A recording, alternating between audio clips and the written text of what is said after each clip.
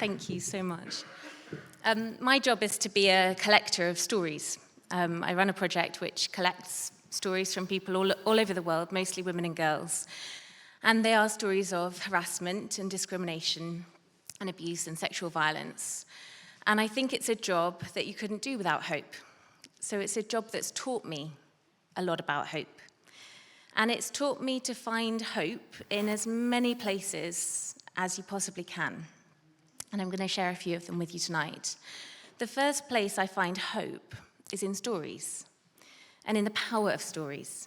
Because when I started the project, somebody said, in fact, many people were quite dismissive, and somebody quite famously said, "What is the point in shouting our stories into the abyss?" And in the almost 10 years since, I've seen the point, because I've seen the power that stories have really to change lives.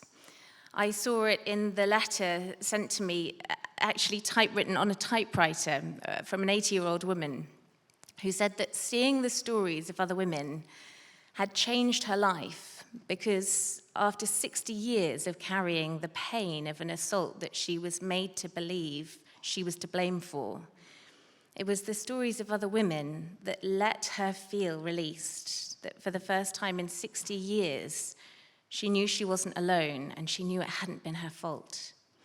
And when we took the stories of thousands of teenage girls who had been licked and spat on and grabbed and groped and assaulted and pinched and raped at school into the House of Commons and gave those stories in those girls' own words to politicians, I saw that those stories had the power to put sexual consent on the curriculum, to change what thousands of other girls will now learn because those girls were brave enough to tell their stories. And we took 2,000 of the stories that were just from women on buses and tubes and trains to the British Transport Police.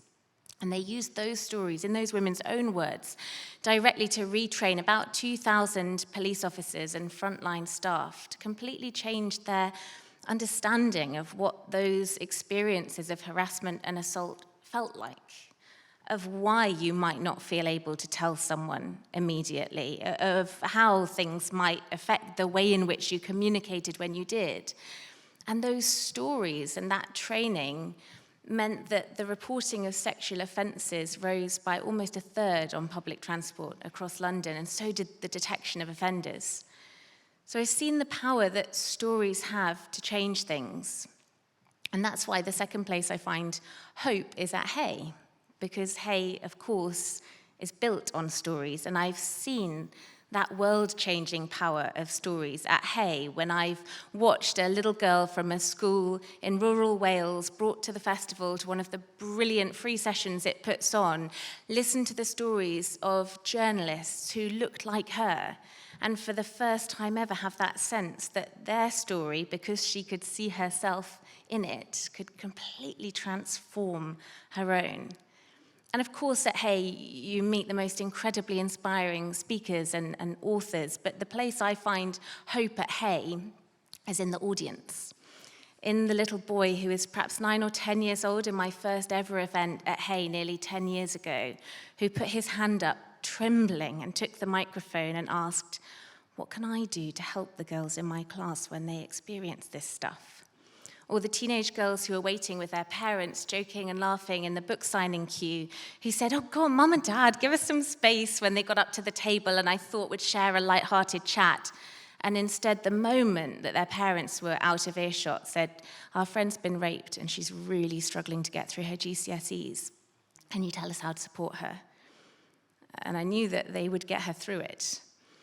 And so you're finding hope in places, I think, that aren't necessarily the places that we're taught or expect to find it, not necessarily the big waving of banners and going on marches, but in very small, mundane things, like a man making a cup of coffee, or a man walking down the pavement, or a little girl's T-shirt. Not necessarily anymore do I have the hope that a politician is going to come to their senses and sign some sweeping reforms that will change things. But I find hope instead in these very small stories where people have found their own mundane, ordinary ways of changing things and of standing up. like the man whose female colleague was constantly being asked to take the notes and to make the coffee in every meeting, and who he knew felt that she was being pushed into a kind of secretarial role and she wasn't being considered for promotions, but he knew she didn't want to complain because she feared, understandably, being seen as a harridan, as a troublemaker, making a fuss about nothing. He felt so frustrated because he couldn't go over her head and complain against her will, but he wasn't very powerful in the company. He was a new starter himself. He didn't know what he could do. And then he realized there was something in his gift to change the situation. He started turning up at the meetings a few minutes early and making the coffee. And it made a massive difference to her, even though it was a very, very small thing.